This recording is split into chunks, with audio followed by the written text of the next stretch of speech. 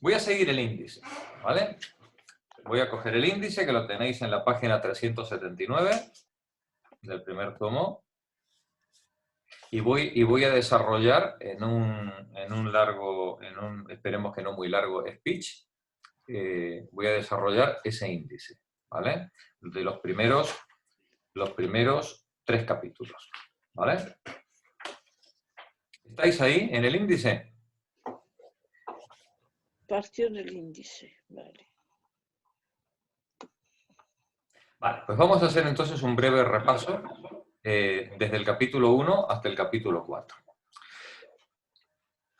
Recordemos que el libro primero, en el que estamos, se titula El proceso de producción del capital. ¿Por qué? Porque es ahí donde Marx va a querer encontrar la razón profunda de los fenómenos que se muestran en el mercado. Sin embargo, como dice él en el capítulo 1, al inicio del capítulo 1, puesto que en la sociedad moderna la riqueza se presenta como un enorme cúmulo de mercancías, así empieza el capítulo 1, vamos a comenzar nuestro análisis por el análisis de la mercancía. Fijaos, no por el análisis de la producción, sino que vamos a empezar nuestro análisis por el análisis de la mercancía. Y vamos a ver qué es una mercancía y cómo se comporta una mercancía en el mercado. Esto tiene el mayor interés porque recordemos que en el tráfico mercantil lo que pretenden estar intercambiando las personas que intercambian mercancías pretenden intercambiar equivalentes. Pretenden intercambiar cosas que tienen un valor por otras cosas diferentes que tienen un valor equivalente. Eso es lo que se pretende, entre comillas, eso es lo que se pretende en un tráfico mercantil. Por tanto, cuando veamos ahora el análisis de la mercancía, vamos a ver cuáles son las características que tiene esa mercancía y qué es aquello que puede hacerlas equivalentes. Puesto que un pescado, una cabra, 2 huevos, un barco y un buey no se parecen absolutamente en nada, para que puedan ser intercambiables, tendrán que poderse referenciar a una tercera cualidad que las homogeneiza a todas las mercancías, y en la medida en la que las homogeneiza, permite su intercambio. ¿Cuál es esa tercera cualidad? Lo vamos a ver en los próximos minutos. Marx empieza el capítulo de la mercancía hablándonos de los 2 factores de la mercancía, valor de uso y valor. Él nos dice que de todas las cosas que hay en la naturaleza, hay algunas que los seres humanos reconocen pues, por su utilidad. En la medida en la que presentan pues, alguna utilidad, para los seres humanos esas cosas que hay en la naturaleza son bienes. Esos bienes, cuando son pasados por el trabajo humano, cuando tienen alguna elaboración, algún proceso, algún trabajo incorporado, los vamos a denominar valores de uso. Las cosas son valores de uso en la medida en la que son transformadas por el trabajo humano para satisfacer alguna necesidad, con vistas a un fin. ¿Vale? Bien, en la medida en la que esos valores de uso satisfacen necesidades, agotan ahí su función. Pero cuando el valor de uso es excedente, cuando el productor, el trabajador, el ser humano ha producido más cantidad de valores de uso de los que realmente necesita, él tiene 2 posibilidades. O deja de producir valores de uso y se sienta a descansar, o se va a alguna zona neutra, llamémosle mercado, en la que ve si lo que le sobra lo puede cambiar por lo que otro, a su vez, también le sobre y a su vez le interese cambiarlo. Esos valores de uso, si son valores de uso excedentes para su productor, pueden ser ofrecidos en intercambio a otro. Si ese otro lo reconoce como un valor de uso para sí, si ese otro ve en esto que a mí me sobra alguna utilidad, puede tener interés en intercambiarlo conmigo.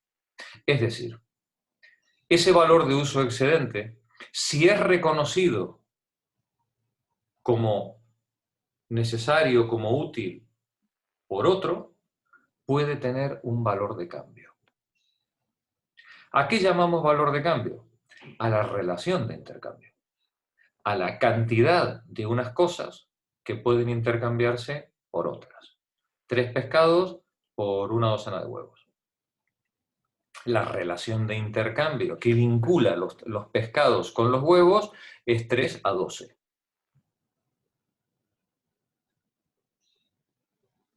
O 1 a 4, ¿vale? Si queremos reducir la fracción, ¿vale? Sí, la relación de intercambio de pescados con huevos, en este caso, pues de 1 a 4. Esa relación de intercambio permite que los poseedores de pescado y los poseedores de huevo puedan llegar a un acuerdo satisfactorio para ambos. ¿Por qué se produce eso? ¿Por qué decimos que es satisfactorio? Porque si no lo fuera, no lo cambiarían. Si no fuera satisfactorio para ambos, estaríamos ante una situación radicalmente diferente de la que se presenta en un mercado. Supongamos que le fuera la vida a uno de los dos en ese intercambio. Podría ocurrir que decidiera recurrir a la violencia para hacerse con el valor de uso que para él es vital y que satisface una necesidad para él vital. Pero a que poner una pistola encima de la mesa no le llamaríamos mercado. A que pegarle una paliza al otro y quitarle el pescado no le llamaríamos tráfico mercantil. Lo dejo caer porque en la sociedad contemporánea hay muchísimos actos de violencia mercantil, muchísimos actos de violencia que pasan por mercado, ¿no? Y sin embargo, la ideología dominante pues nos lo hace ver como las leyes del capitalismo, las leyes del mercado, ¿no? y todo vale. En todo caso, recordemos que en un mercado deben enfrentarse dos personas jurídicamente iguales, dueñas de su mercancía en la medida en la que es fruto de su trabajo o adquirido gracias a su trabajo, y eso es lo que le da legitimidad sobre la mercancía para poder ofrecerla al otro, y que además es excedente para sí y necesaria para el otro o útil para el otro, ¿vale? Pero no puede darse una situación de violencia, ¿eh? Si se da una situación de violencia, llamarle mercado es un eufemismo, ¿vale? Podemos llamarle piratería, expolio, atraco, robo, engaño, no sé, le podemos llamar de muchas maneras, ¿vale? Pero llamarle mercado sería un eufemismo, bueno, pues eso, que no nos lo hagan colar a ninguna de estas dos cosas. El fondo de esta cuestión, permitidme que ponga en silencio el móvil. El fondo de esta cuestión es que para que dos productores de mercancías puedan relacionarse en un mercado, deben ser productores de valores de uso excedentes, deben ser propietarios legítimos o titulares legítimos de su producto, y son legítimos en la medida en la que pueden acreditar que lo han producido o adquirido en base a su trabajo y no en base a la violencia, al robo o al expolio del vecino. y al mismo tiempo esa mercancía tiene que satisfacer la necesidad de algún otro. En esa medida en la que todas esas cosas ocurren, los valores de uso adquieren valores de cambio. Expresa ese valor de cambio una relación de intercambio. Dijimos una relación de 1 a 4, en el ejemplo de los pollos, del pescado y los huevos. Y Marx se pregunta, si dos mercancías para ser intercambiadas deben ser diferentes, cualitativa y cuantitativamente, porque si fueran iguales no tendría sentido cambiarlas, nadie cambia capuchones Vic azul por capuchones Vic azul, ¿no? Sí, pues cambiaremos capuchones Vic rojo por capuchones Vic azules, pero no la misma mercancía. ¿Sí? Dos mercancías para que puedan ser intercambiadas tienen que ser diferentes. ¿Vale? Y seguramente, además de serlo cualitativamente, lo serán cuantitativamente diferentes. Si resulta que en el análisis de la mercancía nos encontramos que precisamente lo que caracteriza a la mercancía es su diferencia, ¿qué es lo que hay en las mercancías que las haga homologables unas a otras? ¿Qué podemos encontrar en las mercancías que permita relacionarlas en esa relación de intercambio?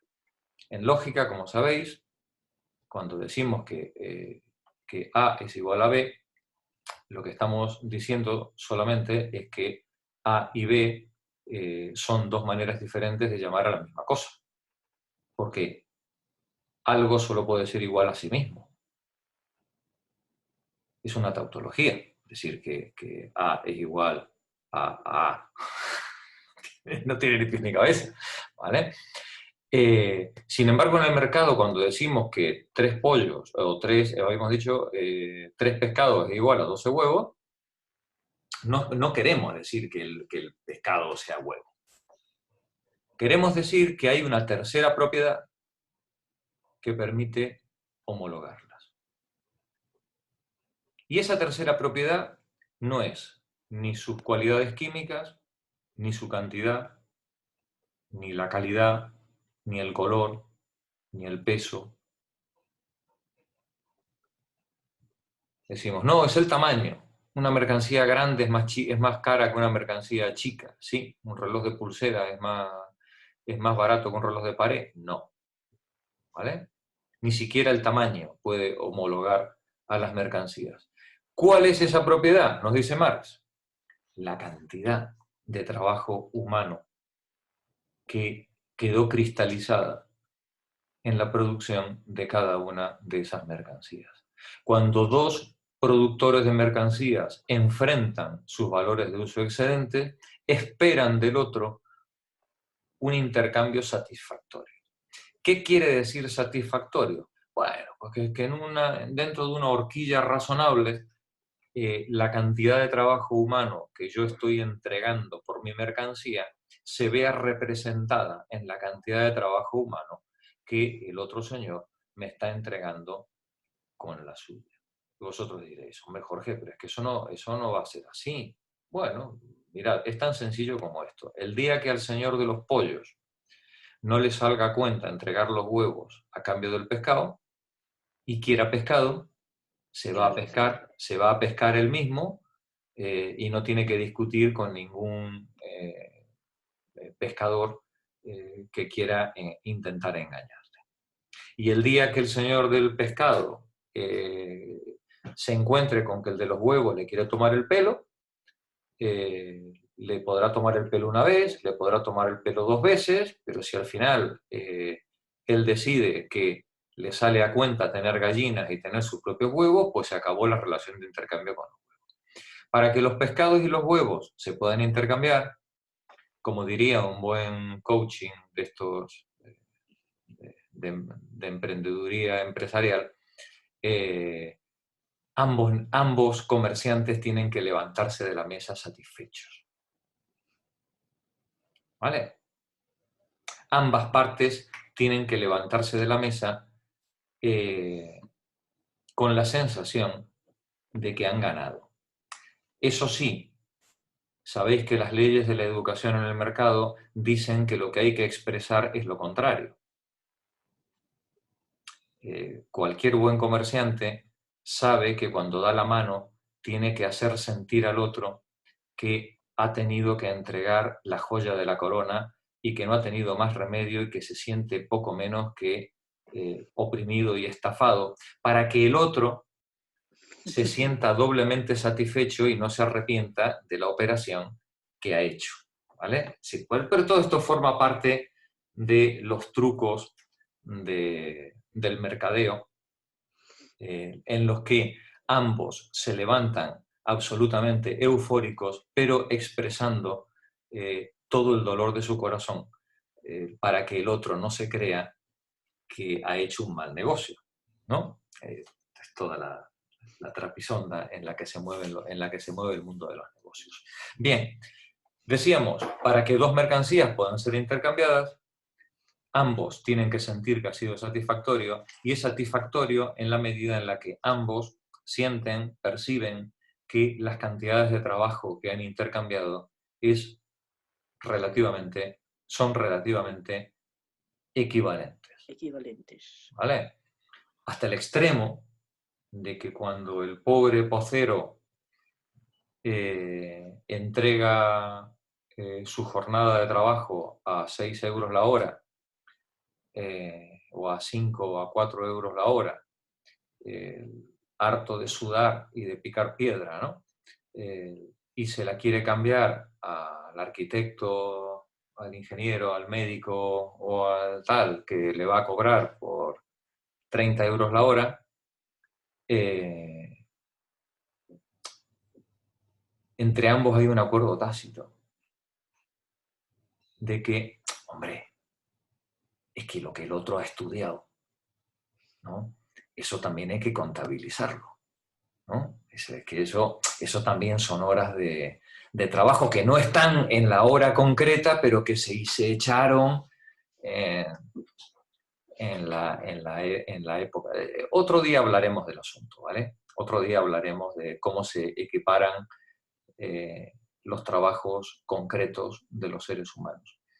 Porque justamente Marx nos habla de trabajo humano indiferenciado y de trabajo concreto, y que no es lo mismo, ¿vale? Lo que intercambian los productores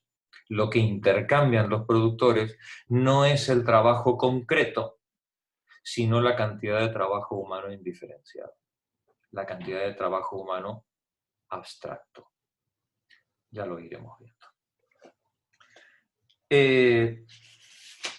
Ese trabajo humano abstracto, nos dice Marx, no es otra cosa que lo que permite el intercambio.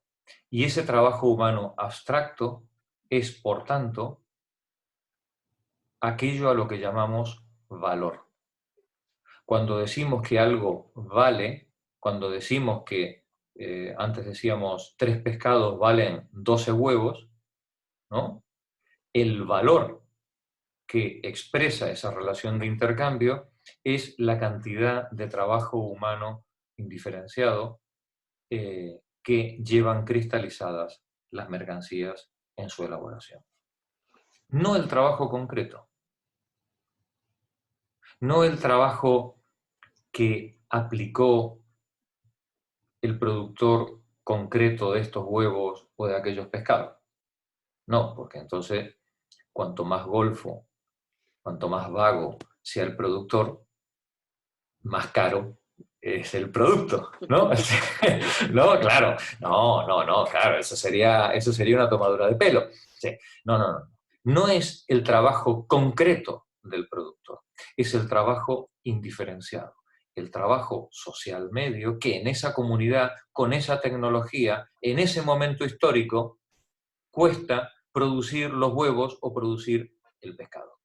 Y es lo que al otro le va a hacer sentir que la relación de intercambio es satisfactoria. Porque si él se fuera a fabricar los huevos, él por sí mismo, ¿no? Pues le demandaría pues una cantidad de trabajo pues que, oye, que no le sale a cuenta.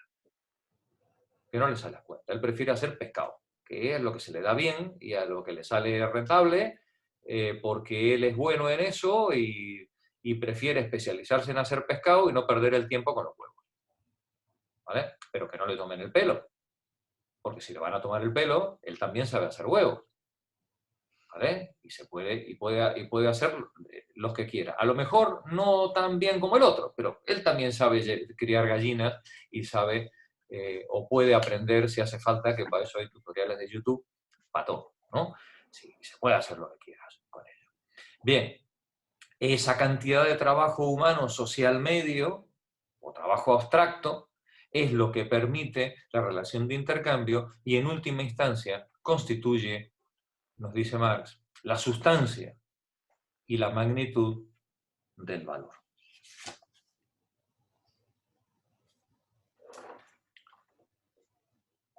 En el resto del capítulo, a partir del parágrafo 3, desde la página 58 a la página 85, Marx analiza las distintas maneras en las que históricamente se ha presentado la relación de intercambio.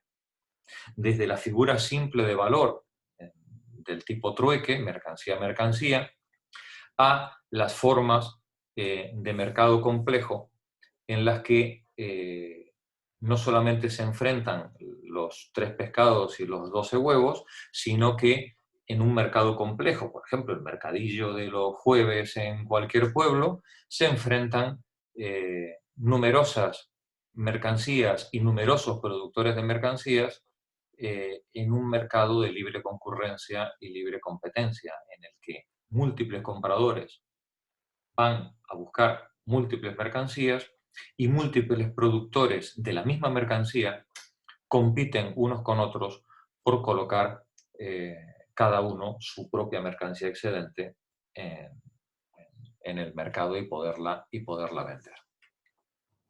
En un mercado complejo se ha ido produciendo históricamente un cambio en la comunidad. Los productores que al principio eran productores de autosubsistencia, que solamente intercambiaban excedentes, se han ido convirtiendo, con el paso de los siglos, en productores especializados en fabricar cosas que no les sirven, en fabricar excedentes, solamente excedentes.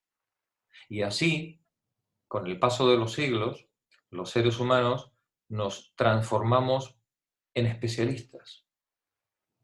Agricultores que se dedican al trigo, al tomate, carpinteros, herreros, que producen no para ellos.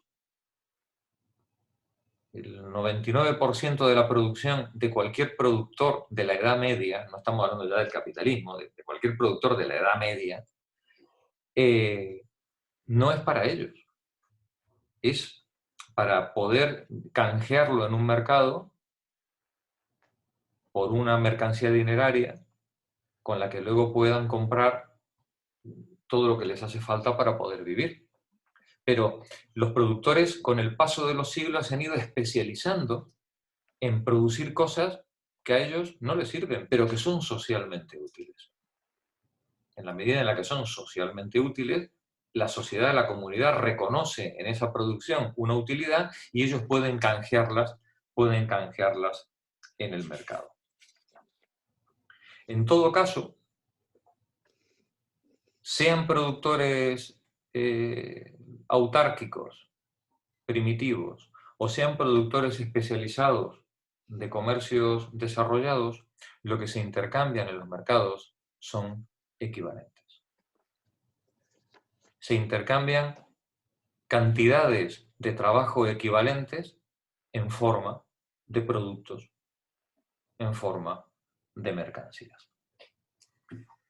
Y con el paso de los siglos, hay algunas mercancías que adquieren una figura o una preponderancia especial en el mercado. Son no perecederas, son divisibles, son fácilmente transportables. Y en la medida en la que eso ocurre, en la medida en la que este tipo de mercancías se presenta en el mercado, la gente las prefiere.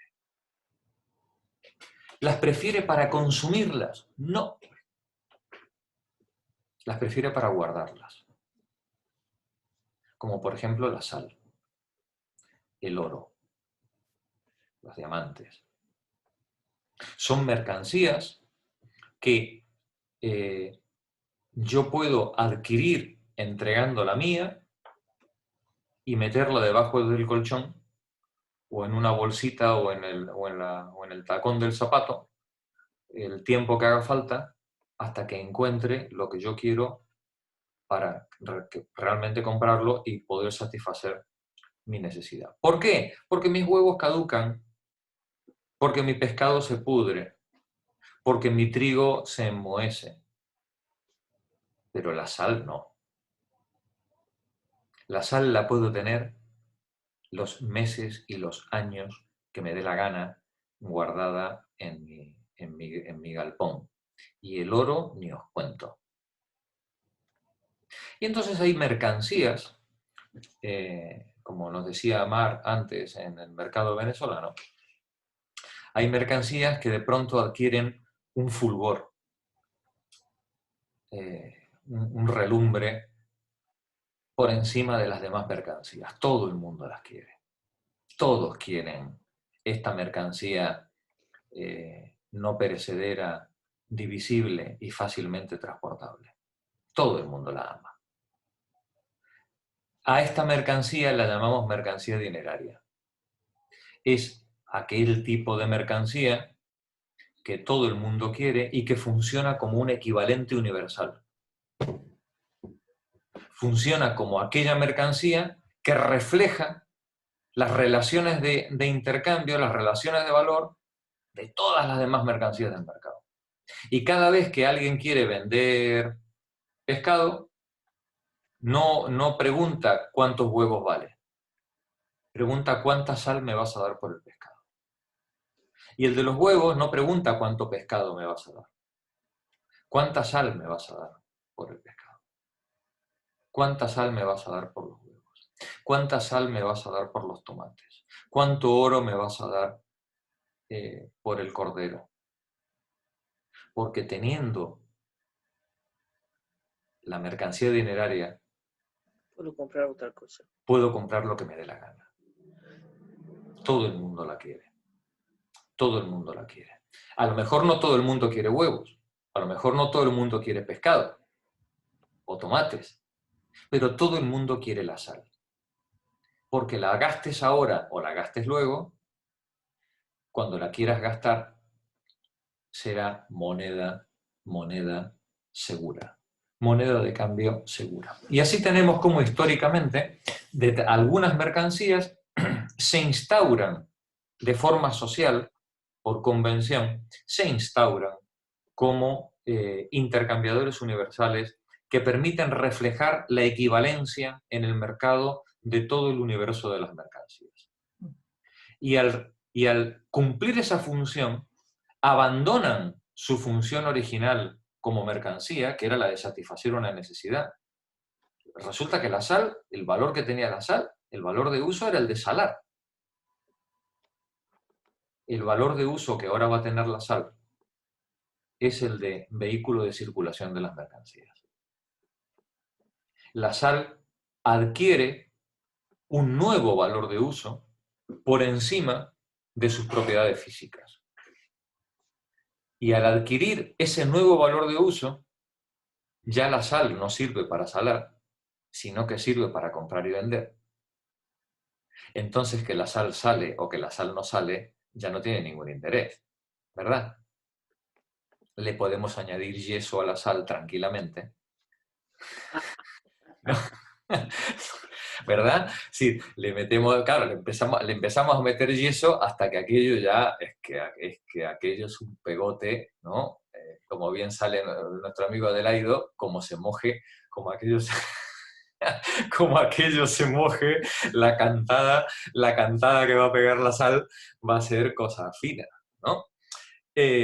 Claro, se abre el camino a la adulteración, a la falsificación de la mercancía dineraria, en la medida en la que la mercancía dineraria ha dejado ha abandonado su función como material para adquirir una nueva función como vehículo de los intercambios. Al dar este salto,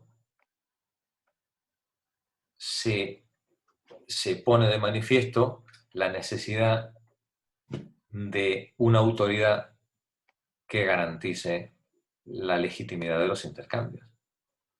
Porque si no nos va a pasar como en la posada del Quijote, que tenemos a todo el mundo mordiendo las monedas para ver si lo que me estás dando es cobre o no es cobre, o es oro o no es oro, ¿no? Necesitamos un sistema no solamente de pesas y medidas, sino que necesitamos un sistema de acuñación de la mercancía dineraria que garantice la fiabilidad de la mercancía.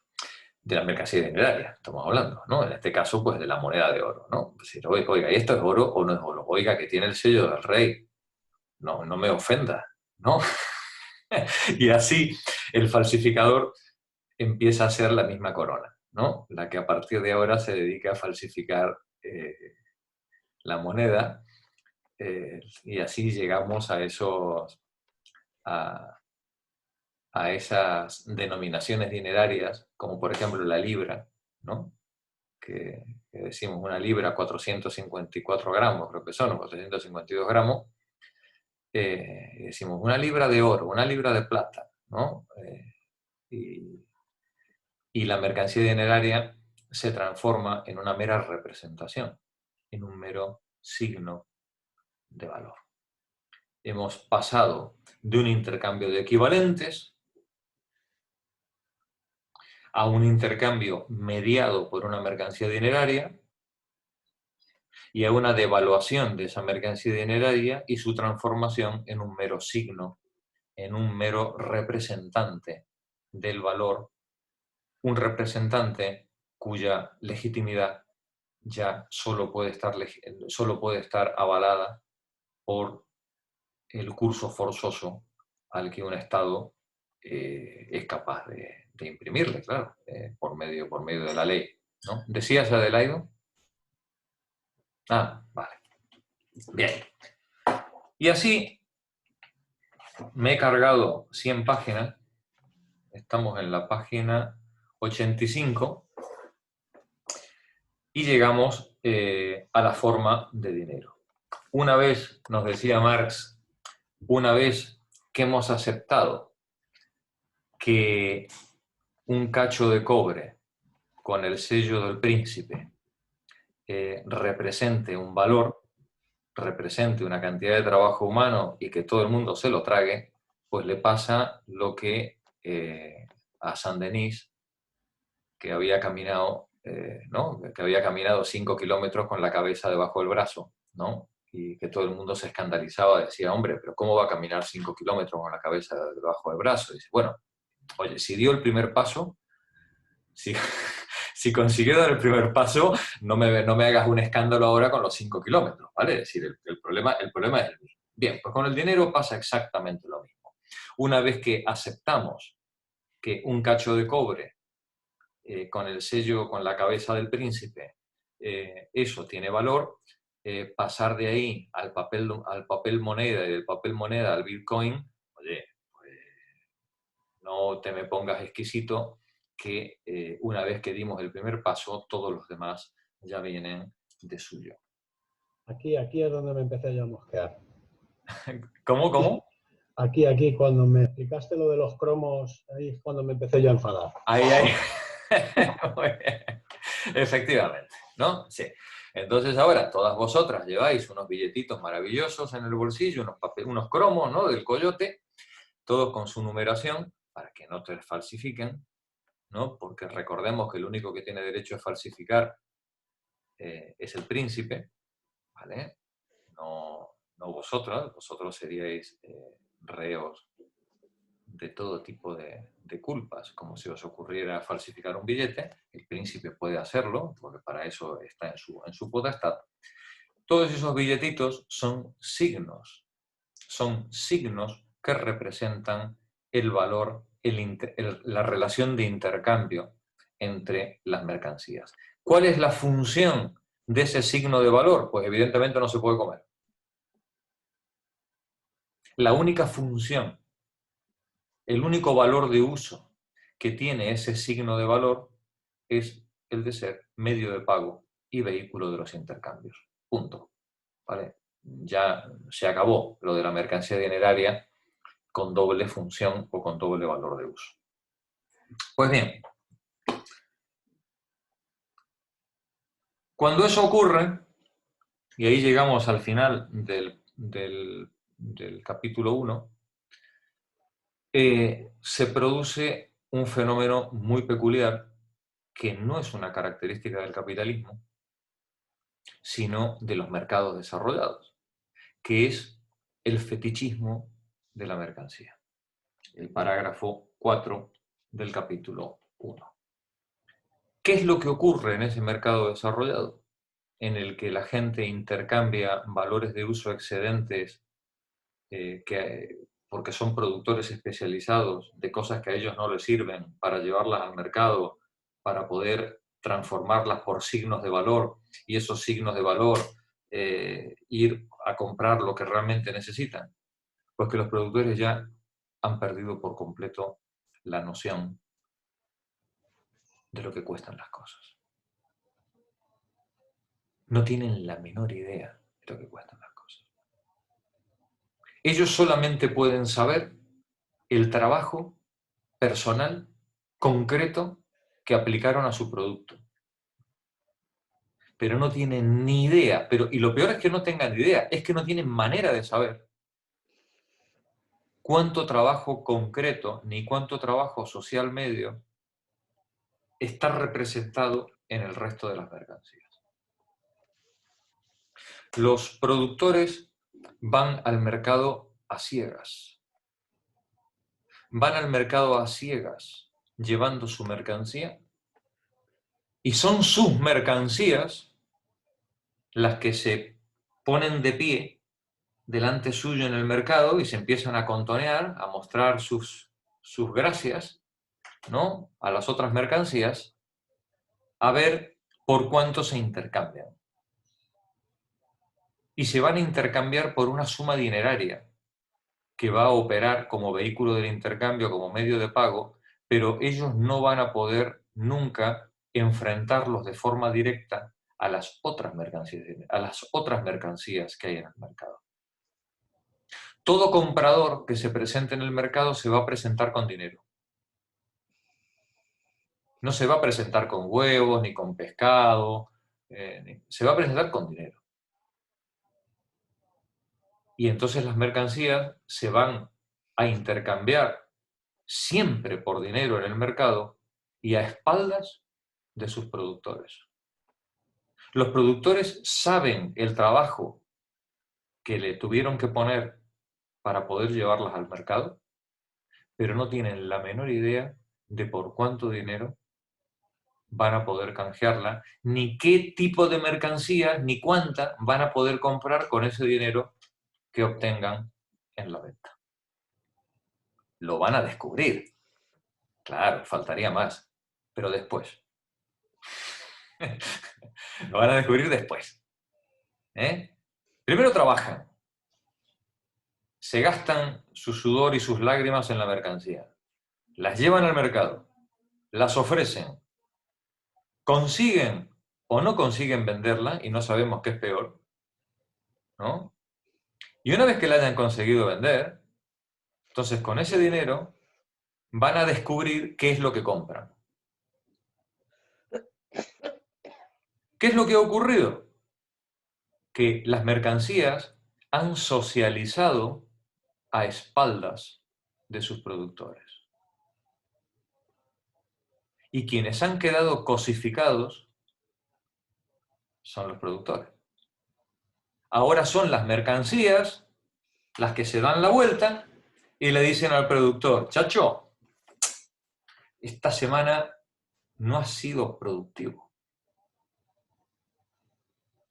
Deberías esmerarte más la semana que viene si quieres conseguir mayor cantidad de dinero.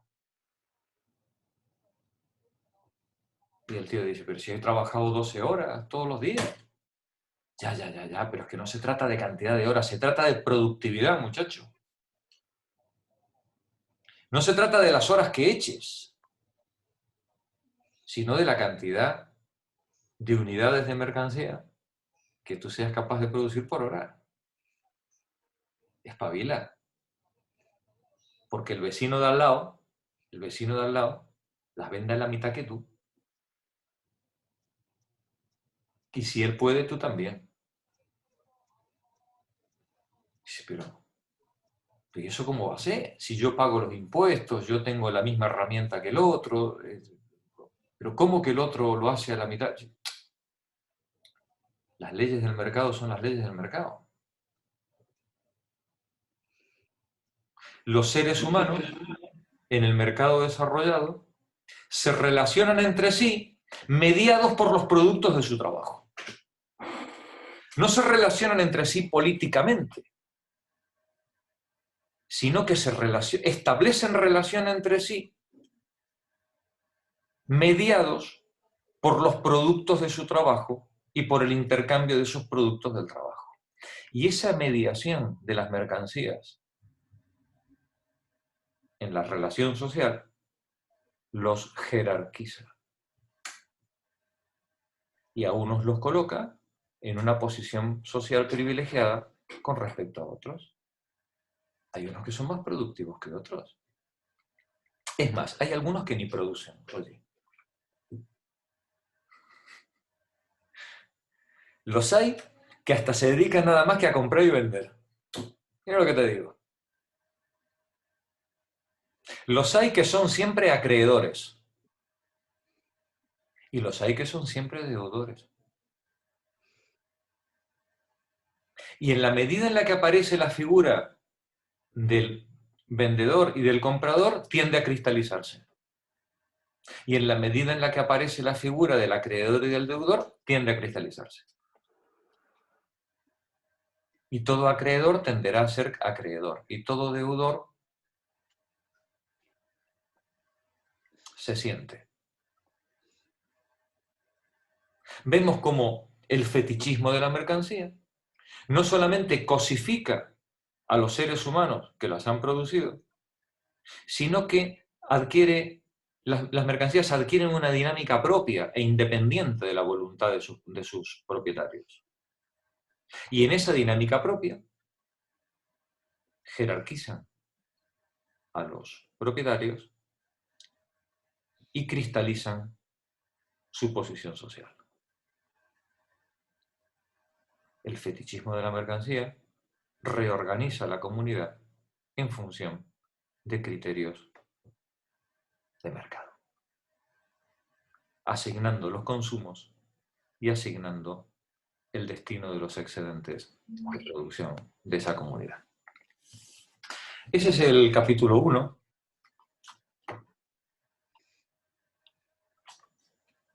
Pasado por mi filtro, lógicamente.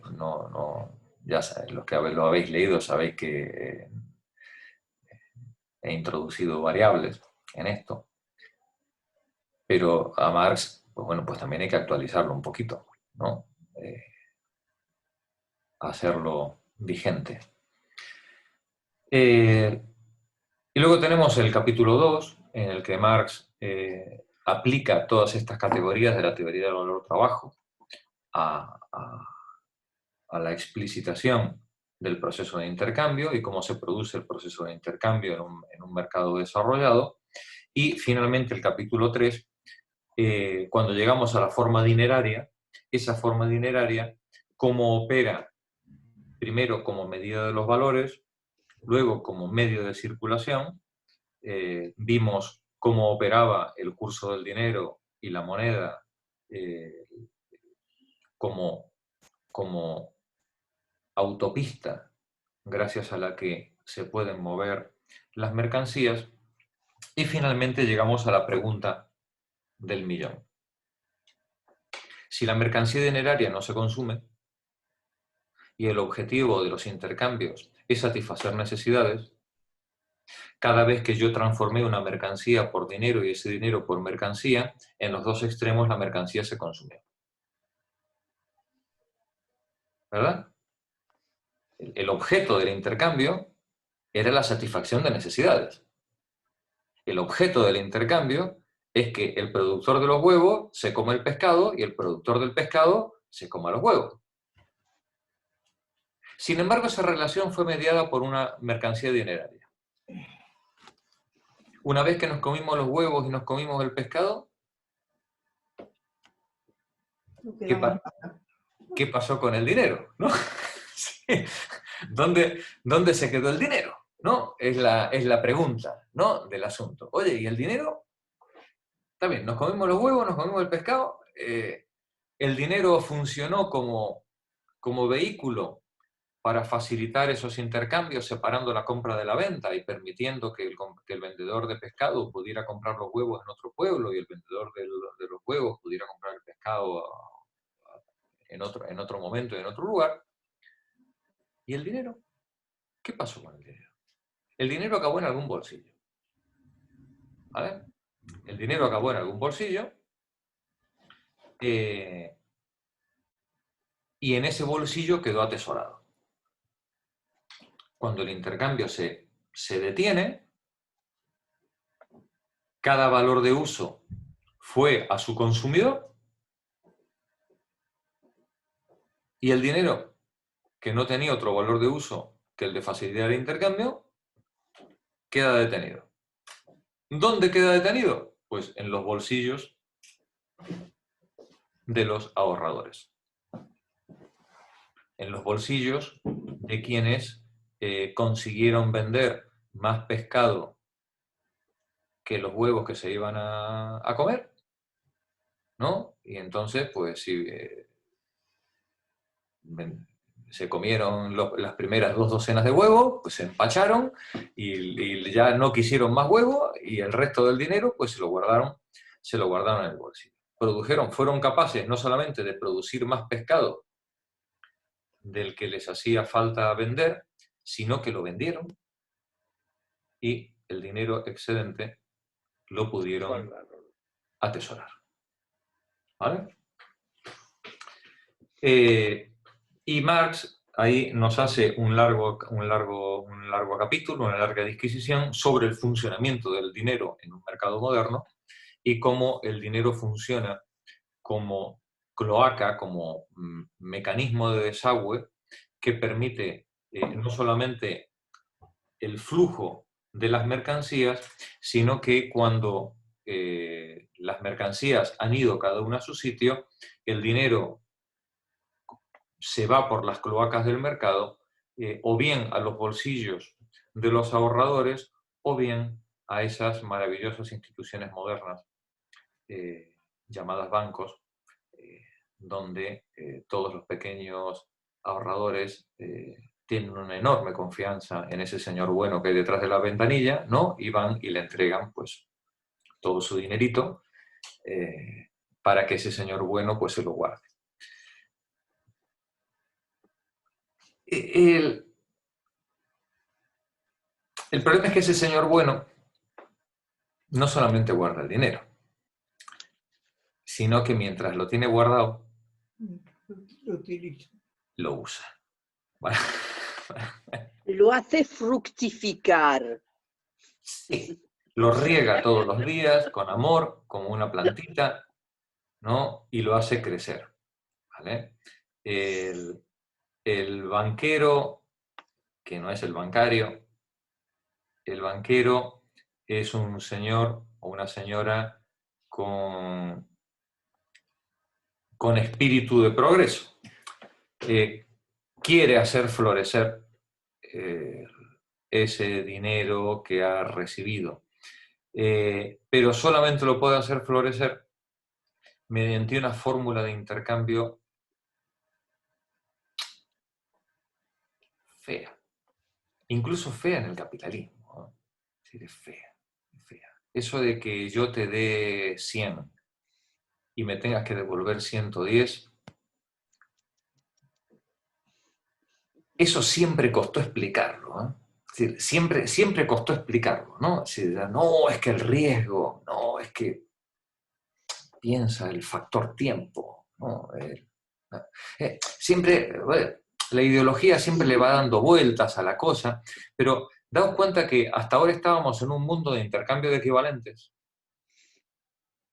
en el que los 12 huevos se vendían por los 3 pescados y ambas partes tenían la sensación de que estaban en un intercambio de equivalentes, pero ahora cuando el señor de la ventanilla, ese señor bueno del banco, te explica que te va a vender un producto intangible, por supuesto, como las bendiciones del obispo o no, o sea, absolutamente intangible, ¿no? Pero bueno, las indulgencias. las indulgencias, ¿no? Te van a vender un producto así,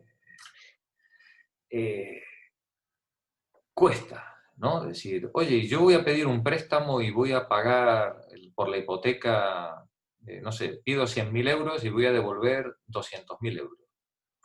O más. En 20, 25 años pagas 3 veces la casa. Cuesta, ¿eh? Cuesta sobre todo cuando hemos aprendido que lo que hay detrás de la mercancía dineraria es trabajo. Trabajo. Y lo que vosotros le dais al banco en billetes es trabajo. Nuestra vida, nuestro tiempo. Le dais el tiempo vital. De vida. Tiempo de vida. Le dais al banco, le dais a ese señor bueno en un papelito, de decir, vale por 4.000 horas de trabajo de Miriam, ¿vale? Por 3.500 horas de trabajo de Adelaido, ¿vale? Vale, no sé. Cuando vosotros hacéis una compraventa, vosotros le pusierais a cada billete la cantidad de horas que os ha costado ganarlo, lo miraríais con mucho más cariño, ¿vale? A ese billetito. Ese billetito refleja, vale por vuestra vida. Las horas sin dormir, las frustraciones, vuestras privaciones. Todo eso es lo que lleva el billetito. Pues resulta que el señor bueno de la ventanilla os dice, ¿tú quieres 100? No hay ningún problema, aquí los tienes. ¿Tú quieres 100? Yo te doy 100 horas mías de trabajo, dice el señor bueno, porque yo soy bueno. Yo te voy a dar 100 horas mías de mi trabajo y tú me devuelves 110. Claro, cuando uno traduce esto a valor trabajo, uno se da cuenta que se acaba de romper la relación de intercambio. Se acaba de romper la relación de equivalencia que debía regir todo intercambio en un sistema mercantil. ¿Qué ha pasado? Pues ha pasado que vosotros, pequeños lacayos, sois deudores. Y el señor bueno es un acreedor. Fue siempre acreedor. Su papá fue acreedor y su abuelo fue acreedor, ¿vale? ¿Sí? y muy probablemente vosotros sois deudores, vuestro padre fue deudor y vuestro abuelo también fue deudor. Muy probablemente, a veces no, a veces estas cosas pues, pueden pegar algún giro de buena suerte o mala suerte, pero las leyes dicen que esto tiende a cristalizarse. Vuestra posición de deudores es la que os coloca en una posición de asimetría con respecto al acreedor. Y es la razón por la cual, cuando queréis 100, vais a tener que pagar 110. ¿Que no os va bien? Esta es una sociedad libre. Nadie os obliga a coger los 100. ¿Vale? ¿Sí? Porque en esta sociedad libre, vosotros sois doblemente libres. Estáis liberadas jurídicamente, podéis firmar contratos, nadie os obliga a nada, ¿vale? Y además estáis liberadas de cualquier posibilidad de ganaros la subsistencia por vuestros propios medios. ¿Queréis comer? Trabajáis para cobrar menos de lo que producís. ¿Queréis un préstamo? Devolvéis más de lo que habéis entregado. vuestra posición de asimetría está cristalizada. Y salir de ahí va a costar. Bien, en esa posición de deudores y de acreedores, decimos, esta es una figura incómoda, pero es una figura incómoda incluso, insisto, para el capital, ¿vale? Es una figura difícil de justificar, ¿no? Siempre la legitimidad de la figura usuraria de tiempos inmemoriales siempre estuvo cuestionada.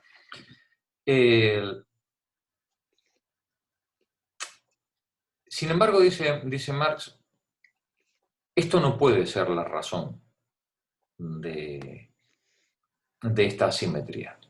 Para que esta asimetría se haya producido, para que esta asimetría entre acreedor y deudor se haya producido, tiene que haberse dado algún desarrollo histórico que colocara a las personas en una posición de vulnerabilidad. Esto los pobres no nacen de los árboles ni los ricos nacen de los árboles, ¿vale? Sí, para que esto ocurra, tiene que haberse dado un proceso histórico. Ese proceso histórico, que en el capitalismo tiene fecha, ese proceso histórico es un proceso histórico de desposesión en el que la mano de obra, que antiguamente eran productores independientes de cosas de forma autárquica y vendedores de productos excedentes, poco a poco fue perdiendo su posición de productor autárquico para transformarse en dependiente y en vendedor exclusivo de mano de obra o de fuerza de trabajo asalariada.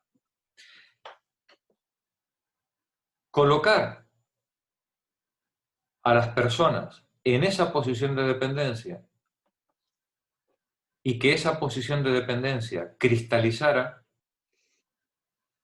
es el resultado de un proceso mercantil de largo alcance. Un proceso mercantil en el que los productores, víctimas del fetichismo de la mercancía, van retrocediendo en su posición social sin poder hacer nada en contra de ese proceso. Y un proceso en el que los medios de producción y los medios de subsistencia van quedando acumulados en una parte de la comunidad y el resto de la comunidad va quedando excluido de ese derecho al acceso a los medios de producción y a los medios de subsistencia.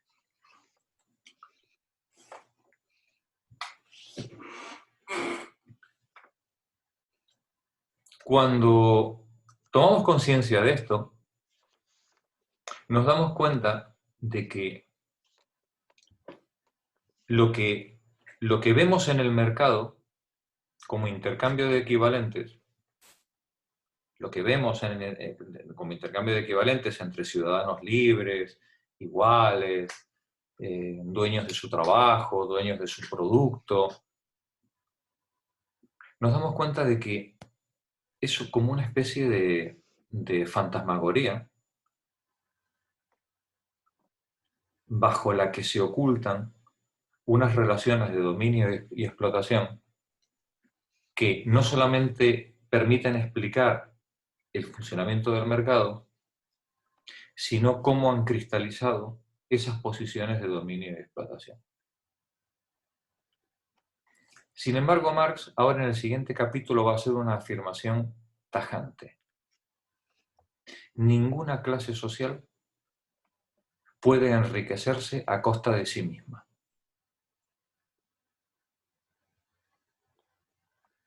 Eso no puede ser. Para que una clase social pueda cristalizar en una posición de dominio con respecto a otra, tiene que haberse dado una situación de desposesión previa.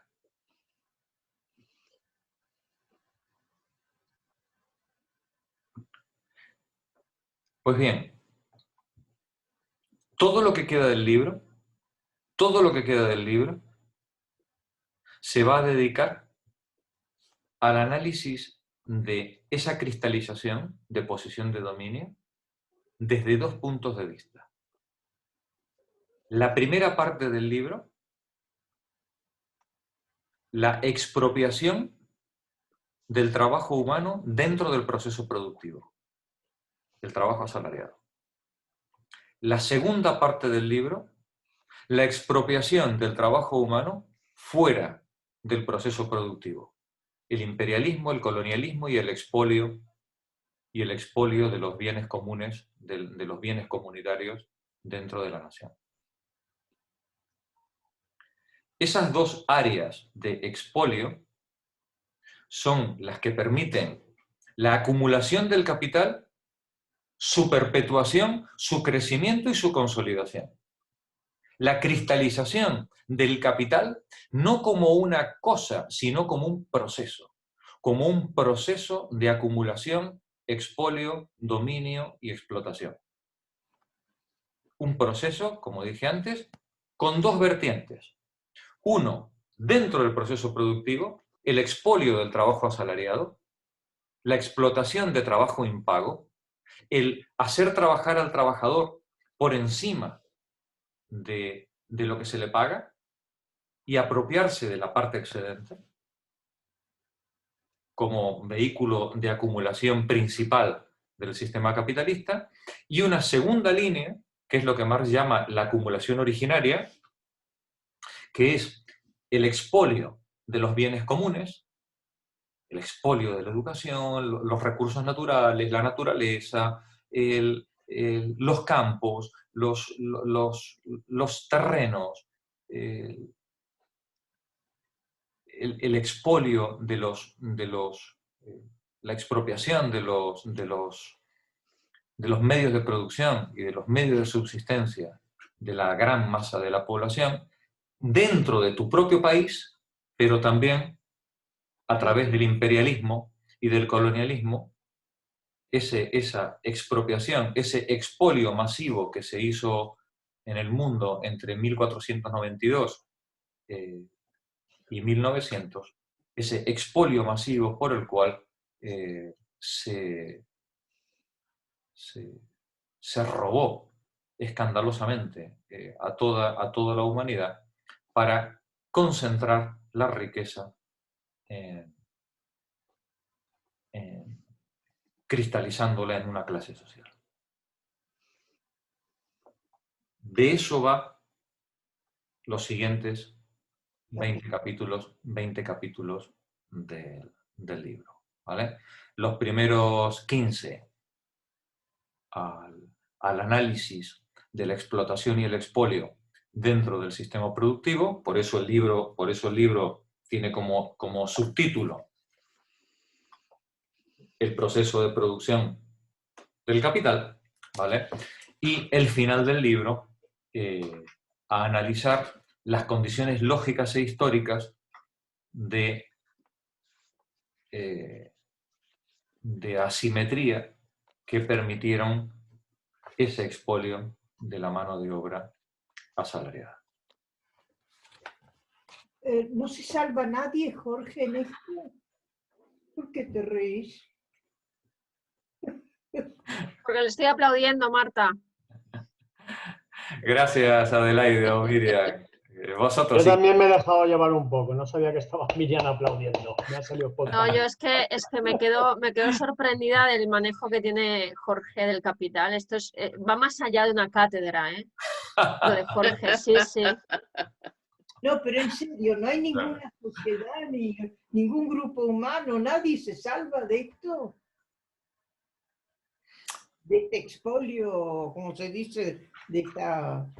El problema, Marta, bueno, ¿sabes qué pasa, Marta? El problema es que entre el siglo XIX y el XX el capital se globalizó.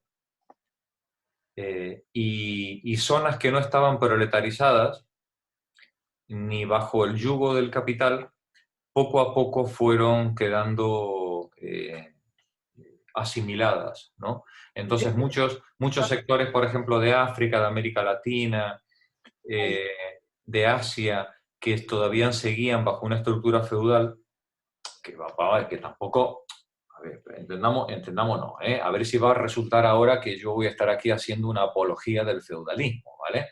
Sí, ya Marx nos advierte que el capitalismo no inventó la explotación, ¿vale? En el mundo se explota a la gente desde que se inventó la escritura. Desde que los egipcios inventaron los jeroglíficos, aquí se explota el personal, ¿vale? Bueno, por lo menos desde que se inventó la escritura tenemos constancia, ¿no? De que se explota el personal. A lo mejor antes también, ¿sabes? Es decir, bueno, entonces, el capitalismo es una forma especialmente perversa de explotación, primero por la magnitud en la que consigue explotar, que ha multiplicado hasta el infinito las tasas de explotación con respecto a los sueños más húmedos que se le pudiera haber ocurrido a un rey feudal, ¿no? De ninguna manera, ¿no? Un faraón, ¿no? Un faraón, todo lo que tengamos en la cabeza con respecto a un faraón egipcio es calderilla en comparación con lo que puede explotar el régimen capitalista, ¿vale? Entonces, el régimen capitalista no solamente es una novedad en cuanto a la magnitud y a la tasa de explotación, sino que es una novedad porque la explotación la hace en base al trabajo asalariado. Esa es la gran novedad. Los regímenes anteriores eran muy burdos. Usaban esclavos, apaleaban gente por la calle, usaban la fórmula servil. Eran muy burdos. Y en la medida en la que eran tan burdos, hacían falta enormes dosis de violencia para mantener esas tasas de explotación, o enormes dosis de adoctrinamiento ideológico a través de la religión para que la gente pues se lo tragara, ¿no? El capitalismo es fantástico. Cualquiera que de vosotros que haya leído el Manifiesto Comunista podrá ver la admiración irónica, ¿no? que siente Marx o Engels con respecto a la burguesía, ¿no? Es decir, es que son realmente la fuerza revolucionaria, es decir, es que es algo brutal lo que hace el capitalismo. Porque no solamente es capaz de multiplicar la tasa de explotación, sino de globalizarla, extenderla a todos los rincones del mundo. Y además consigue que las víctimas se sientan culpables. Lo cual ya es el no va más en la explotación. Cuando la propia víctima vuelve a casa con la mercancía sin vender, ¿no? Y el tipo vuelve acomplejado, la tipa vuelve acomplejada diciendo, es que voy a tener que formarme más, voy a tener que hacer algún máster, o es que no he aprendido suficientes idiomas para poder colocar mi mercancía en el mercado, o tengo que hacer algún curso de contabilidad internacional ¿no? de marketing, ¿no? Y la propia víctima, el propio expropiado, el propio robado por este sistema fetichista, ¿no? Se siente culpable de lo que le ha ocurrido. No tiene a quién señalar. Fijaos qué diferencia con el siervo feudal. El siervo feudal, cuando el señor le exigía el 30% de la cosecha y el tipo se quedaba con nada para comer, el siervo feudal miraba al castillo, y decía, el cabrón que me ha robado está ahí, ¿vale? ¿No? Entonces, lo tenía claro. Oye, pues era tan sencillo como ir a prenderle fuego al castillo, ¿no? Pero decime, Jorge, ¿estaban mejor en el feudalismo o trabajando como esclavos en la fábrica? Ahí en Londres, por ejemplo, en Inglaterra. ¿Qué era peor? Bueno, qué pregunta, ¿no? Sí, sí. ¿Qué pregunta? Porque además la mayoría de nosotras, que somos unas privilegiadas y unos privilegiados, la mayoría de nosotros de las que estamos aquí hoy en este Zoom, que hemos tenido oportunidad de estudiar, acceso a una educación privilegiada, y hemos tenido acceso a una sanidad de primer orden, comemos todos los días, tenemos agua caliente. No nos han quemado en la hoguera. No nos han quemado en la hoguera, ¿no? Es decir, fijaos que nosotras que somos unas privilegiadas, Sí. deberíamos preguntarnos cuál es la razón de ese privilegio. La razón por qué somos privilegiados. ¿Por qué somos unos privilegiados? Porque explotamos a otros. No sé quién lo ha dicho. ¿Quién lo ha dicho? Yo, Adelaide. Adelaide, qué Adelaide. grande eres, Adelaide. Te voy a poner una foto tuya aquí en el... sí, no. Pero sí Claro. es cierto. La mayoría de nosotras, digo la mayoría, hay algunas compañeras que no, sí, pero la mayoría de nosotras hemos sido mandos intermedios. ¿Hemos sido qué? Mandos Los intermedios. intermedios. Hemos sido las bisagras entre el capital y el expropiador. Y encima, además, mandos intermedios entusiastas. De los que sentíamos la empresa, ¿no? Porque, Pero Jorge, es que además es una cualidad, ¿no? Es una cualidad. Yo soy muy trabajador, yo siempre hago horas extras, yo voy a tope, yo estoy haciendo... No, a los anarquistas no nos parece bien eso. Todo el No. tiempo como, wow, hay que ser productivos, ¿no? hay que ser productivo. Yo conozco gente que si está un domingo sin hacer nada, bueno, no lo soporta. Sí. Porque es como, Pero, ¿qué no no, estoy haciendo? pero claro, pero preguntaba Marta, Silvia, pero antes preguntaba Marta, si ¿vive mejor el señor feudal o el explotado? Hombre, yo vivo mejor. Pero claro, pero yo he sido mando intermedio. Y mi privilegio viene de haber colaborado en la cadena de explotación. Claro. Por eso cobraba más. Claro. Y yo decía, no, porque yo soy muy productivo, ¿no? Muy formado, está muy o preparado. Estoy muy preparado. No, tío, es porque eres un sicario, claro. Tío, no fastidies. Joder. Y a los sicarios se les paga bien, ¿vale?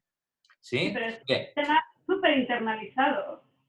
Claro, pero nosotros tenemos internalizado que nosotros sicarios no somos. Claro, eso es normal, porque claro, ¿cómo te vas a mirar al espejo todas las mañanas y decir, Ya. hoy, mira, a ver, espera que esta pestaña de sicario no me queda bien, ¿no? O sea, pues claro que no. Tú tienes que pensar pues, que eres productivo, que eres buen trabajador, que eres honrado, que defiendes los intereses de tus compañeros, que yo qué sé, ¿no? Cada uno se vende la moto como puede, ¿vale? La realidad es que todos los que ganamos por encima del salario mínimo interprofesional, repito la frase, ¿vale? Todos los que ganamos por encima del salario mínimo interprofesional es porque de una manera o de otra colaboramos en la cadena de explotación.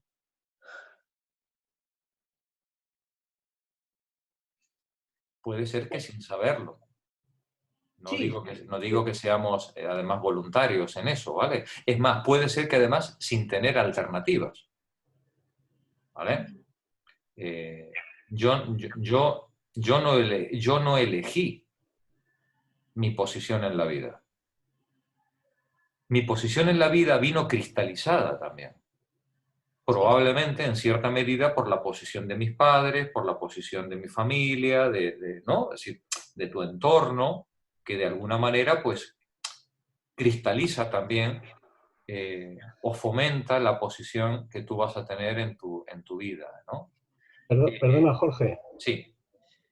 Y como sociedad, me refiero en este contexto, como sociedad española, en este contexto como país, ¿vivimos bien también como sociedad porque explotamos otras sociedades? Pues sí. Pues sí. Claro. No solo como individuos explotando dentro de la cadena de mando Hombre, y consumismo del capitalismo, vivimos bien porque hay otros muchos Viven mal. sociedades o países que están siendo explotados por nosotros. Claro. Como sociedad, no como individuos. No, como sociedad, como sociedad. Es decir, España... Todos los emigrantes son parte de ese problema. Claro. Pero me refiero más bien a nivel como país. Nosotros como país, Claro, claro. nuestras empresas o las empresas nuestras van a Bueno, otros países. incluso como comunidad europea con respecto a otros Por continentes. ejemplo, más globalmente, sí. Estamos quejándonos que no nos han llevado las vacunas, bla, bla, bla, bla, bla, bla, bla, bla. ¿Cuándo van a llegar? Fua. España vive, España como cualquier potencia occidental, vive pues del expolio de recursos, mano de obra y materias primas de los países periféricos, claro.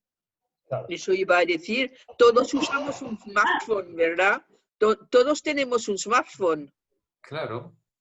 Y sin el litio y el eso y lo otro, pues Coltán. Cuando vosotros... Coltrán o lo que sea. Sí, sí. Pues Cuando sin esto no vosotros... funciona. Cuando vosotros vais al chino y compráis el radiocassette ese por 5 euros Claro. y pensáis que 5 euros es lo que se paga, es menos de lo que cobra un camarero por una hora de trabajo en España, ¿vosotros creéis que ese radiocassette se hace con una hora de trabajo?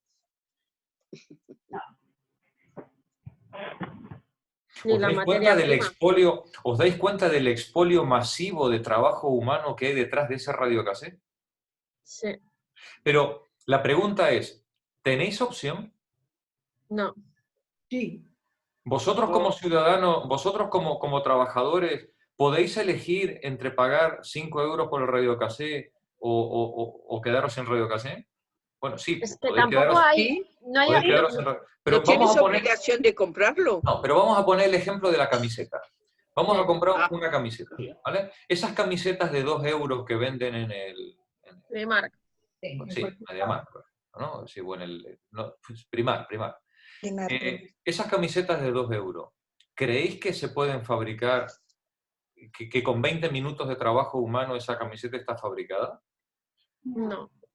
Vale, la pregunta es, ¿un trabajador español que gana entre 800 y 1.500 euros tiene opción a comprar una camiseta que no sea la de 2 euros? No. No, ¿verdad? No. El sistema capitalista nos hace cómplices de un sistema gigantesco de expolio en el que se nos expolia a nosotros al mismo tiempo que nosotros participamos en el expolio de los demás. Pero también porque consumimos demasiado, Jorge. ¿Perdona? Sí, está claro que consumimos demasiado, está Sí, claro. sí. Pero aún no consumiendo, yo, aunque me suicide ahora mismo y deje de contaminar y de consumir toda mi vida, el resto de mi vida, porque estaré muerta, no hago nada. No va a revertir el cambio climático. Es el sistema. Claro. Es el sistema. Y encima te hace sentir mal. Claro, hostia, que cuando se me va algo a la otra basura del reciclaje, digo, hostia, y meto la mano ahí, me ensucio y la tiro al plástico y te da cargo de conciencia. Pero es que no, somos conscientes. Yo te digo, ¿qué hago? ¿Me suicido? El cargo de conciencia por tener hijos. Coño, mis hijos van a contar. Yo me he quedado sorprendidísima cuando he visto la cantidad de miles de millones que se perdían diariamente con esto del canal de Suez. 8.000 millones. Y es Por que el barco ese que no dejaba pasar mercancías. Las grandes empresas... ¿Os imagináis la cantidad? Y te lo quieren achacar a tu mente individual para encima sentirte mal tú. Tenemos conciencia de que somos consumidores, no podemos influir en el mercado de alguna manera. Es decir, no. ¿Nada? Esa es una fantasía. No podemos en algún momento caer en la tentación de comprar la camiseta de 2 euros. No, vamos a ver. ¿Cómo? Juan, vamos a ver.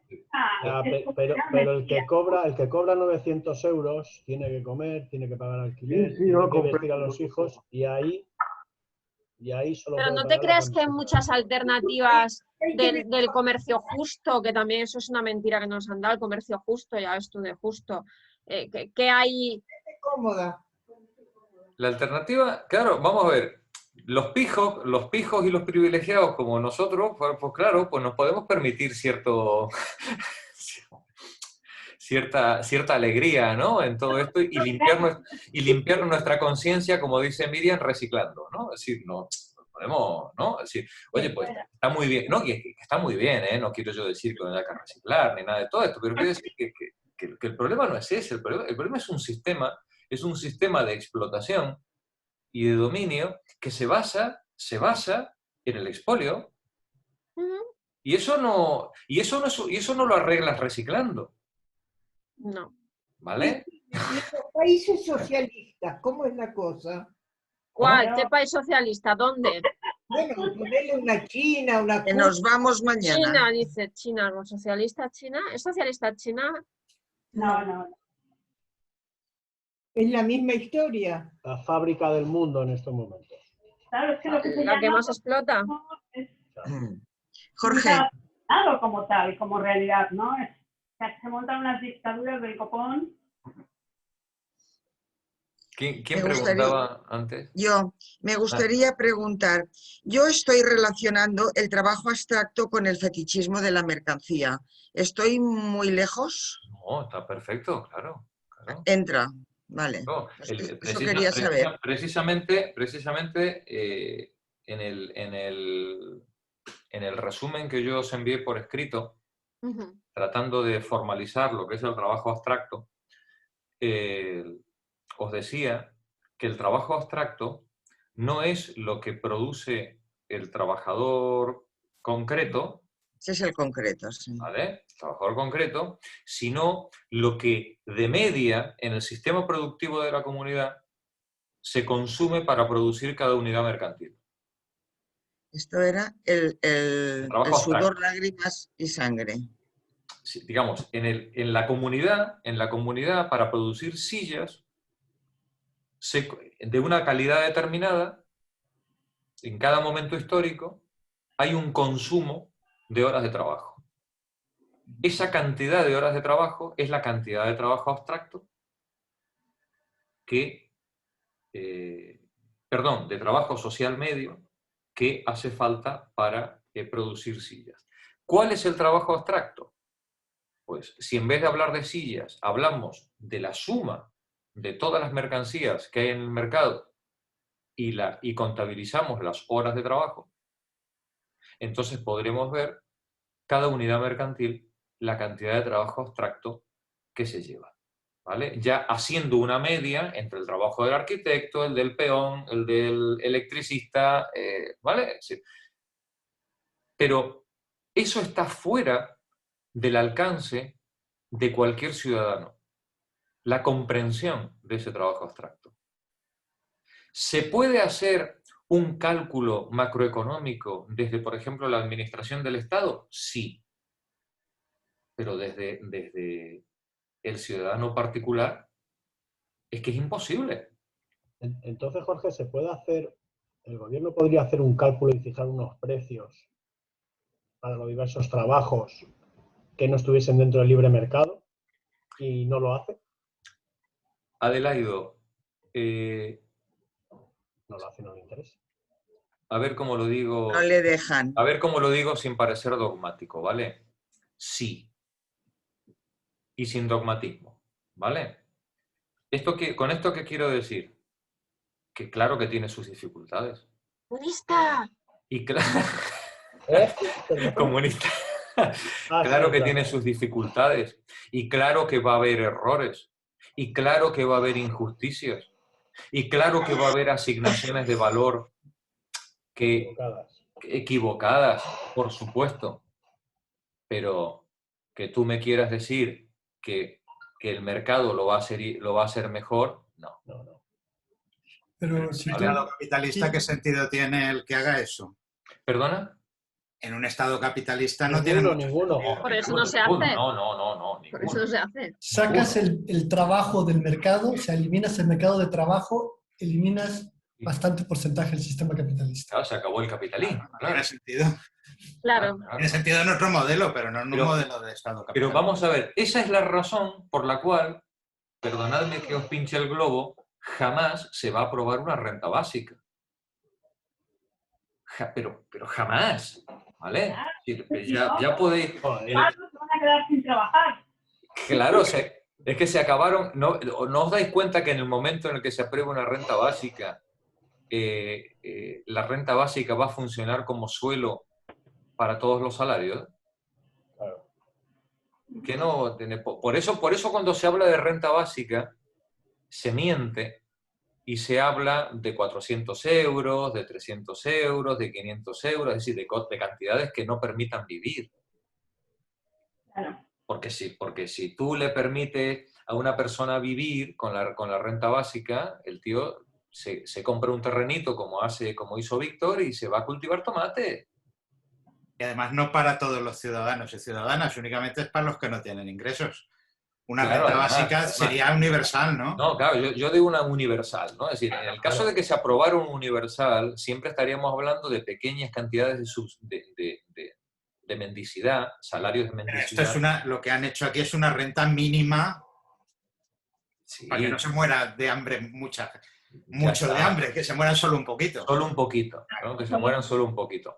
Pero claro, si tú a una persona le das 1.000 euros de renta básica, entonces, hostia, resulta que se puede, a ver si se nos va a hacer emprendedor. Y se convierte en competidor. Se convierte en Claro. competidor o peor, cuando vas a explotarlo por 4 duros, le dices, no, yo quiero esto porque yo ya tengo de comer. Claro. Entonces no me haces falta empresario. No me haces falta tú, porque ahora es cuando esto es lo justo. Eso Por eso no es renta básica, evidentemente. Eso es. Ni van a poner ayudas para la vivienda de alquiler. Tampoco. Claro, como bien dice Víctor antes, es decir, en el momento en el que el trabajo, digamos, en el momento en el que tú eliminas el trabajo asalariado, es que, mejor dicho, en el momento en el que eliminas la obligatoriedad del trabajo asalariado, el elemento fundamental del capitalismo, claro, es que se desmorona.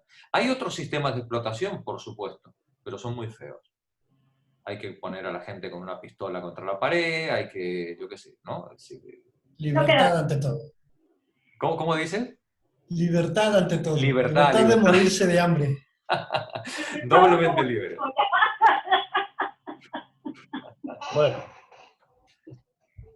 Bueno, nos hemos comido la sesión, ¿eh? No sé si os habéis dado cuenta. Eran 20 minutos. Eran 20 minutos. Quedan 20 minutos. Venga, más dudas, más preguntas. Eso que ya no tienes, que eres argentino, pero que vives en España. No. Jorge, una pregunta. El señor Rato, por ejemplo, que además de venir de familia, esto que tú ponías ese ejemplo, es que encima de todas esas características ha sido un expolio de robo. Entonces, vamos, no sé en qué entraría, porque indudablemente ya le viene y está dejando ya un capital y un dinero, vamos, increíble. Y no pasa nada, ¿no? Con el robo y todo. En el capitalismo cabe todo. No ya está cristalizado. Está cristalizado. Está cristalizado. El problema es cuando roba a alguien que no pertenece a la familia. Entonces, a ese van a por él. ¿Vale? Pero cuando el que roba forma parte de la cristalización previa,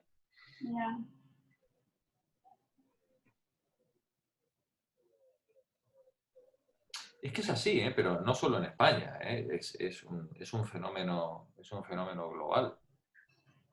Es un fenómeno global. Y además hay una solidaridad internacional entre las burguesías, en un apoyo mutuo, recíproco entre ellas. No, basta con mirar al rey, ¿no? Claro. Pero sin embargo, en el proletariado no está esa solidaridad que se da con todas las clases altas entre ellos. Pero eso es lo que yo percibo. Pero la hubo momentos dados. Eso es su Ahora no. Ahora no. Eso es lo que les ¿Cómo dices, Magdalena? Si no fuera por eso, por lo que dice Monse, lo tendrían perdido. Ahí es Claro. Bueno, Manuel, ¿cómo ha ido esta sesión de repaso? Pues a ver, la verdad, yo creo que mejor de lo que pensaba. A ver, también te digo que es el primer, que has incidido mucho en el primer capítulo, que es el que yo te decía que más o menos pues algo había escuchado por ahí. también te digo que me dices que te lo repita y no te lo repito, ¿sabes? pero esto sí, cuando vaya ya a leer el capítulo y tal, pues oye, me va a venir genial. Me va a venir genial para decir, hostia, esto es lo que decía Jorge, tal. Esto es lo que se habló. Entonces, muy bien, la verdad. Y el coloquio ahora posterior, también muy bien. Sinceramente, sí. Es como que yo noto una cosa que vi una sesión online, como que te comenté, y vi, creo que era Nani, que comentaba que era bastante complicado encontrar a personas con las que hablar abiertamente de ciertos temas. Creo que en ese momento se tocaba el de los sindicatos, pero bueno, los sindicatos es un tema que sí, que le dices a cualquier persona que no esté más o menos concienciada de tal, que acuda a un sindicato y te mira como, tía, hey, ¿qué estás diciendo, no? Y por esa parte también muy bien, la verdad. O sea, veo un grupo en el que estar cómodo, vaya. Muy bien. Así es, Manuel. Y además te voy a decir una cosa, Manuel.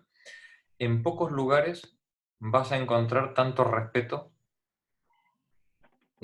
digamos, tanta capacidad de escucha en gente que a lo mejor no esté de acuerdo contigo, ¿eh? Pero aquí la gente se escucha, te rebate o te da sus opiniones, ¿no? Y su fundamentación, pero desde luego, si algo hemos conseguido cristalizar en estos años de seminario, es un enorme respeto en el trato y la posibilidad de, mira, pues, de poder hablar de cosas que fuera de este ámbito levantan ampollas. Sí, está complicado. Yo lo que noto es como que hay también poco interés, ¿no? Es como que le sacas a alguien un tema, pues, el valor del trabajo, por ejemplo, y es como que es eso, no hay interés en el saber, es como que ya tenemos, ¿no? unas ideas preconcebidas muy fuertes, que ya es casi fe, y es muy complicado el ya que esa persona esté abierta, ¿no? A hablar de cosas que a lo mejor no se haya planteado antes. Y aquí, pues eso es un espacio que yo veo aquí que sí que se puede llenar, vaya. Sí, no lo dudes, Manuel, no lo dudes. Y además aquí estamos todos para aprender, ¿eh? Es que opinar es difícil, tienes que pensar y eso cuesta. Correcto. Y creerte lo que te dicen es más fácil. Claro. Pero para el problema de discrepar en este foro, es que tienes que saber mucho para poder discrepar. Hasta que no llegamos a un nivel elevado, sí, igual discreparíamos con Jorge, No, pero Magdalena, pero fíjate que no hace falta saber mucho, yo creo que lo que hace falta es poder formalizar la pregunta, que a veces no es fácil. Digamos, montar la pregunta a veces no es fácil, claro. Tienes que haber reflexionado, como dice Juan, claro, tienes que haber pensado mucho, ¿no? Para poder poner en pie la pregunta. Pero yo creo que aquí, aunque no podamos rebatir, aunque no tengamos argumentos para rebatir, sí podemos montar bien las preguntas. Y vosotras todas las sesiones, cuando no es una es otra, siempre plantean, por ejemplo, hoy mar con el dólar, ¿no? Es decir, el pan, el dólar. Sabremos más o sabremos menos, pero las preguntas se pueden formular. Y una de las cosas lindas que tenemos aquí es que se genera un diálogo entre nosotros en los que muchas veces las preguntas van cambiando y van perdiendo sentido cuando nos damos cuenta de que estaba mal montada y que la pregunta correcta no era esa, sino que la pregunta era otra, ¿no? Por ejemplo, en el tema de mar habíamos empezado hablando del dólar y acabamos descubriendo que el problema eran los tomates, ¿no? y el productor de los tomates. De todas maneras, discrepancias graves no creo que haya nunca, porque si estamos aquí es porque tenemos una base común. También. Puede haber matices distintos, pero claro, discrepancias importantes, pues... Desde luego, Paco. ¿no? Porque ideológicamente hay algo en común. Así es. Hay algo en común. Y ganas de aprender. Y ganas de... y ganas de Otro aprender. poco que cada vez que se incorpore uno nuevo hagas un resumen. Yo tengo uno. Perdona, Juan, perdona. Esto es bueno porque cuando se incorporaron Magda y Paco, fue un respiro para el resto del grupo, porque yo ofrecí unas sesiones de repaso. Oye, que estaba todo el seminario estaba en la sesión de repaso y digo, hostia, ¿esto qué es? ¿No? Pero cuando se incorporó Adelaido, igual, ¿no? Es decir, tal. Y ahora que se incorpora Manuel, en vez de pedir Manuel la sesión de repaso, el prudente y callado ahí sin decir ni pío, ¿no? Quien pide la sesión de repaso es Paco. Es que lo estuvimos hablando el otro día. Porque como ya cambiábamos un poco y tal, y además se ha incorporado el compañero, pues... Claro. Aprovechando que pasa el pisuerga por ahí. De que todos tenemos la misma base, bueno, probablemente sí, pero creo que sería enriquecedor que pudiese haber gente de diferente base intelectual. Y no sé si será el caso, pero, por ejemplo, tengo un amigo que es cura, que quiero que se venga al seminario de pensamiento arcaico, porque yo discuto mucho con él, bueno, discutir no es la palabra, hablo mucho con él respecto de la historia y tal, y le digo, vente al seminario que te gustará. Y me ha dicho que en cuanto pueda se incorporaría. Genial. No a este, Genial. sino al otro. Es cura y no llega a tanto de querer estudiar a Marx, pero... De todos modos, os voy a decir una cosa. Aunque os creáis que hay una enorme... ¿Cómo dijo Paco? ¿Cómo dijiste, Paco? Una base común. Dijiste también, ¿no? Como os creáis que hay una gran base común, no es así. No es así. Pero ideológicamente yo sí que creo que hay algo en común, ¿no? Te equivocas, Paco. Mira, te voy a decir te voy a dar pistas. Te voy a dar pistas.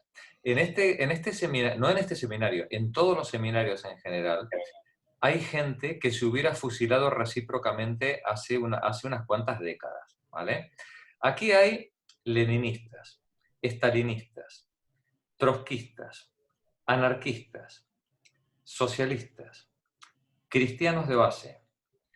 Déjame que siga... cooperativistas del tipo... Todos estos que me estás diciendo, hay una base común. Maoístas. Maoístas también, es verdad. Es verdad, hay dos maoístas. Sí.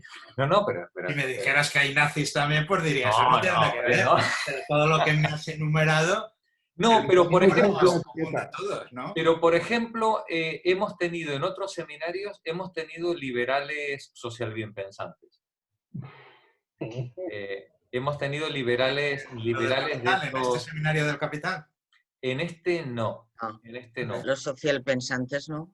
En este no. Al Capital llegan, por el Capital, digamos, vienen por culturilla general las primeras sesiones. Y en cuanto les empieza a oler demasiado bolchevique... cuestionarla. Te digo que una base común sí que hay de todo lo que tú me has enumerado. Pero en los otros seminarios, más de un social bien pensante cuela. Y yo hago lo posible, os lo juro, por conseguir que se quede. Porque ya sabéis lo que decía Jesús de la Iglesia, que estaba para los de fuera, no para los de dentro, ¿no? Pero oye, no lo consigo. A las 3 o 4 sesiones. De todas formas, también viene bien un remanso de paz de vez en cuando, porque para estar en una reunión de vecinos ya las tenemos, entonces sí. Se agradece por estar discutiendo continuamente. Ya las tenemos, sí, muy bien. Bueno, Magdalena, yo creo que lo que nos hace esta síntesis que nos ha hecho Jorge y que nos ha encantado y demás, vamos a conseguir, aunque sea tipo testigo de Jehová, que decía Miriam, traer a alguien más para que nos vuelva a hacer un resumen. Porque la verdad es que yo creo que lo hemos disfrutado todos, y entonces... Claro, es que ahora nos va sonando todo. Y aparte, es que no vamos a ser testigos de Jehová, es que vamos a ir puerta por puerta. Sí. Por lo menos una vez al mes se incorpore a alguien. Sí, muy bien. Pues las puertas del Capital están abiertas a todas las pecadoras que se 2 horas, como si nada, el hombre aquí hablando, ahí sin guión, sin nada. ¡Qué gozo! Y sin haberlo preparado, que no lo sabía. Y además sin preparación ni nada, ha sido Nada, espontáneo. nada. Sí, así, Nada. a pecho descubierto. Mejor. Poderío. Bueno, pues que venga más gente. Vosotras traed amigas y amigos y A ver. y a ver si conseguimos expandir. Yo está, ya tengo menos amigos. A los flojos que los tenemos fuera de este circulito de pensamiento, es difícil. Es difícil. Yo voy a hacer visitas a puerta fría, que se llamaban antiguamente. Bueno, seguimos el jueves que viene, chicas. Venga, buen fin de semana. Buen fin de semana. Gracias, Jorge. Muchas gracias, Jorge. Pasarás el vídeo, ¿no? Pasarás el vídeo. Sí. Vale. Venga. Felices Pascuas de Resurrección. Igualmente.